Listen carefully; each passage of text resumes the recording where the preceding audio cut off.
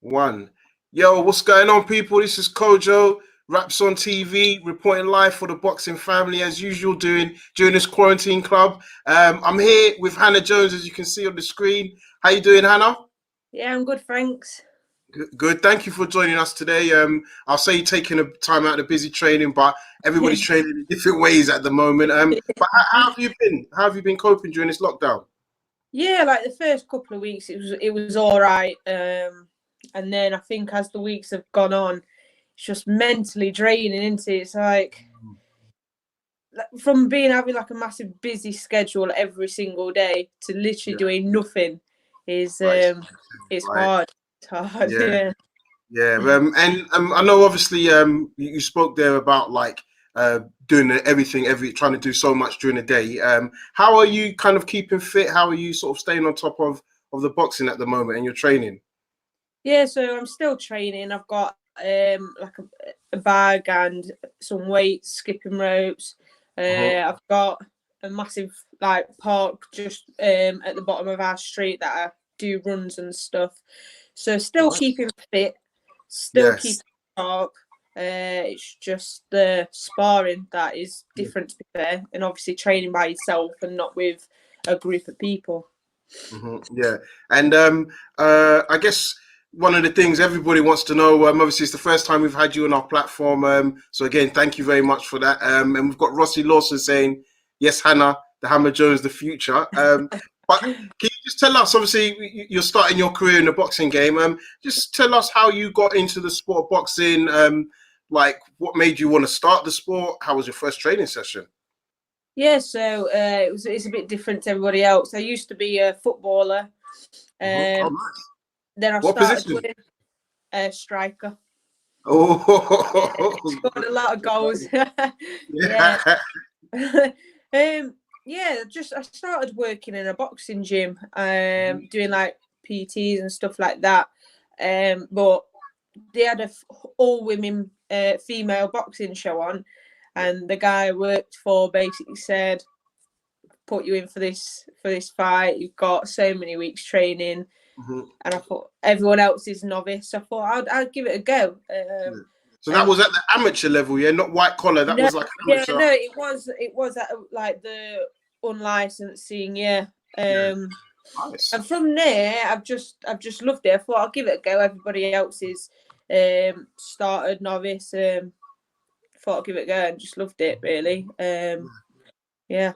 Yeah, man. And what was like? I mean, can you just tell us a bit about the gym that you train out of, and what was that first time? The first time you had that fight, and how did you feel afterwards? Yeah, so I train at a different gym now for other reasons and stuff. But yeah, the training it was something different. Like, I thought I was always fit anyway because of football and playing football like. I have 3 games in a weekend, play for different teams, training 5-6 times a week. So I thought I was fit. Yeah. But boxing's a different level of fitness. I was shocked, but I enjoyed it. It was something different, and I loved it. It goes on my first fight. I didn't think I was ever going to do it again. I just thought, it's something. The money's going to a good cause. I'll just give it a go. Got my shorts and stuff, but thought I'll keep them to show everyone that I've actually boxed. But yeah, after that, you're more than that now, right? I think I just fell in love with it after that. I love it. Boxing is one of those sports, and obviously, you've got the nickname the Hammer Jones. Yeah, I'll really explain where that comes from.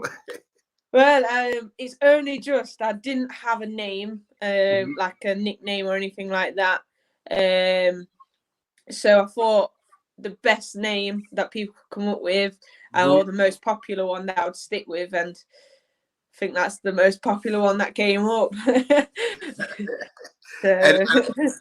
I was going to say, I hope you can see some of the comments that are coming through. You can see Sarah Wilkinson has said those shorts cost her a lot of money. Yeah, that's my mum. Nice. Good to get that family support. We really like seeing that. And that's another man who's obviously helped facilitate a lot of interviews as well, Asghar Tahir. Just talk about how you started working with him as well. So I think it was last summer that first met him. After I had a fight at Motorpoint Arena in Nottingham. Yeah. Clare Edwards, right? No, that was before that. It was with Autumn Goodwin. Okay. And that was the fight that I had to win to go pro. She was the best at the time, or people saying that I'm never going to win. It was the biggest fight for women's boxing in the unlicensed, and I think that was it for me. If I beat her, then I said I would talk about going pro and stuff. But I think as Scott saw it, he got in contact with my coach Sam, and just went from there. Really, it just went for let's just have a chat with him, see what he can offer, see what he thinks. And I don't think I've never not left him since. To be fair, he's a good guy. Yeah, exactly, good guy. And I mean, just generally, when you talk about 2020, as we know, boxing is on hold for everybody, right? But we're all finding ways to keep active. What were your plans for this year in the sport of boxing? My plan was to get my debut underway. That's what I've been looking for. My last fight was October last year. So obviously it's a long time to wait, ring rust and stuff, but I had to get my medicals and all that in place. So even then I couldn't fight. I couldn't still keep doing the unlicensed fight. When you're trying to become pro, as soon as you have that meeting, you can't do anything. So it's just been training, and then obviously this happened. But I was looking forward to doing my debut this year. Yeah. I mean, we would have loved to have seen the debut, and hopefully that will still hopefully happen in the near future once things get going again. But just talk to me about sort of like the weight class that you fight in, and how would you describe your style as well, your fighting style? So because we don't know when the debut is, I'm around welterweight now, just walking around at that now. So my first fight could be at that, but we are looking at lightweight, around 60 kilo. I think that's a good, strong weight category to be in at the minute.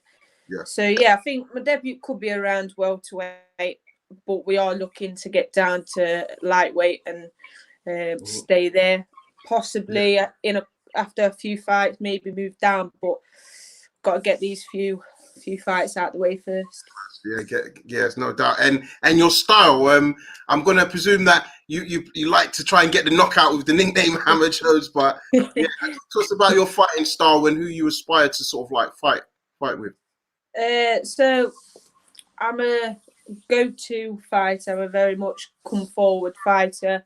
Yeah, I think I'm quite hard hitting. I like to think so. But yeah, that's my style. I like to just go forward, try and get the job done as fast as I can, if I can. But yeah. Yeah, and so when you speak about trying to get the job done, I think if you look at the female women's boxing at the moment, I mean, there's a host of names, right, that have got all different types of style. What's your thoughts on the female boxing at the moment generally?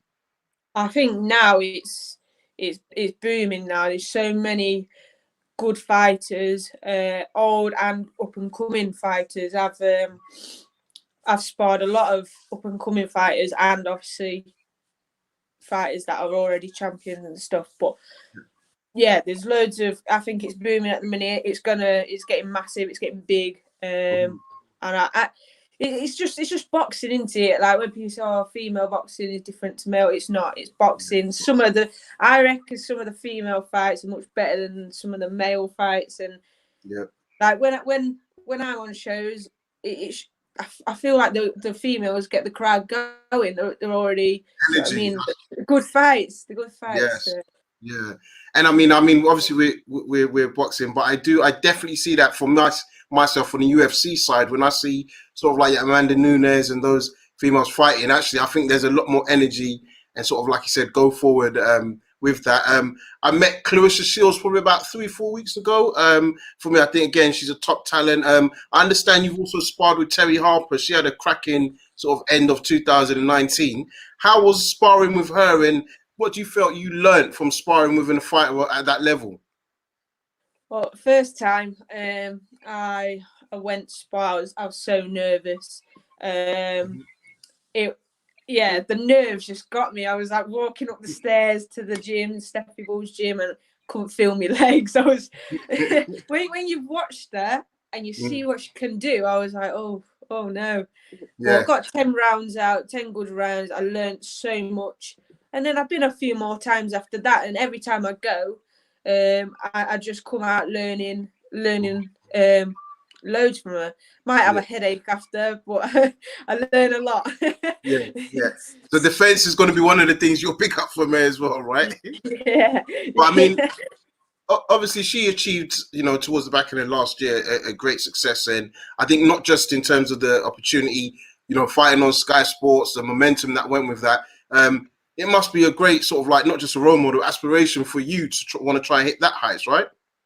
Yeah, definitely. She's only had 10 fights. She's been pro 3 years, and look how far she's come. She's world champion. She's got the IBO champion, and the way that she performed in Sheffield was amazing. And the crowd that she had, it was just unbelievable. It like gave me goosebumps while I was watching it. Like, the crowd behind her. She sold so many tickets. But yeah, like I said, 10 fights. IBO champion and world title holder. She's doing amazing, and if can do as half as good as what she's doing, I'll be happy. And just talk to us about your thoughts on the sport itself. Like which type of fighters do you like watching? Male or female, just in the sport generally. Yeah, so I like watching Tyson Fury as a heavyweight. He's so good, and what he's doing for the sport as well is just brilliant to watch. Billy Joe, I love watching him as well. And my favorite female fight is Kate Taylor. I feel like everyone says that, but what she's done for the female sport is unbelievable. And then obviously it's got to be Terry Harper, because no one on her person. She's just such a nice woman as well. So.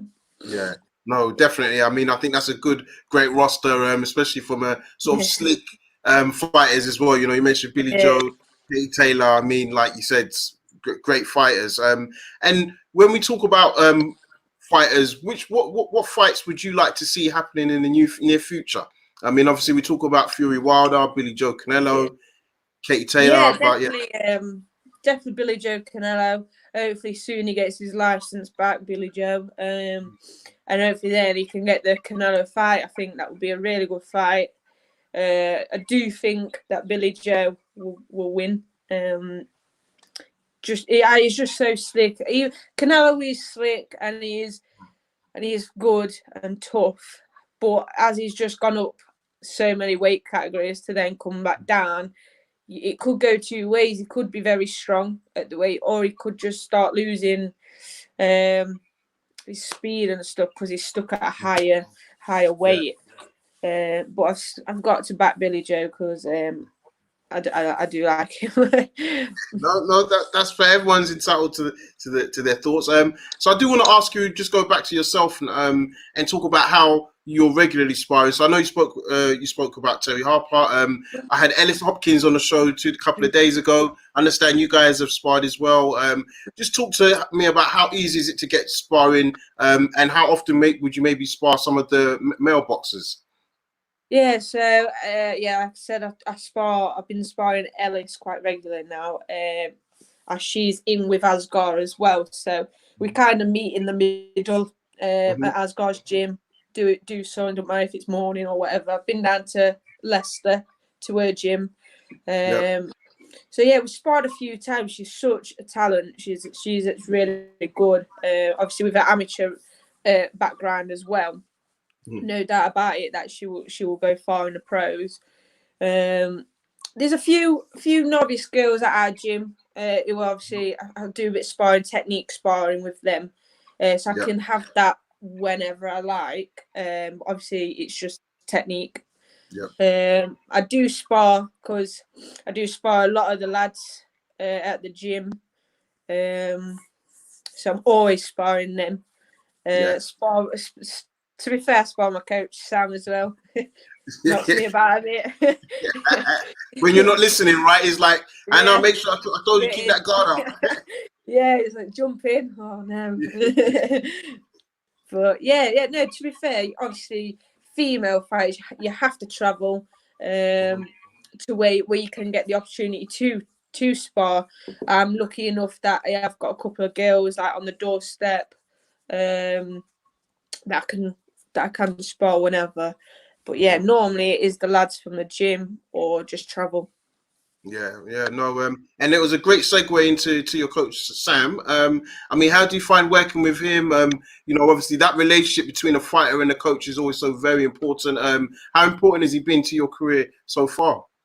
Oh, he's been absolutely amazing. I don't think I'd be where I am without him. I met him about 2 years ago on a away show. I was on a away show. We had some lads on the away show, and I just got talking to him. And what I saw from the fighters that he has, that is exactly what I wanted. That's the styles that I wanted to be, and it was just so passionate about it. I got talking to him, and to be fair, he was closer than the gym that I was going to anyway. Good, makes sense. It just made sense. So I popped down one night, and from there I just never left. He's been so good to me in and outside the boxing gym.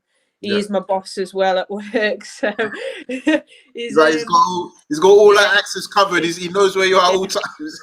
I can't even miss training. He lives on the same street. It's just but yeah, no, he's helped me so much. Like I said, in and out of the boxing ring. But he's just pushed me. I think he saw that I had it in me. I've got the heart of boxing.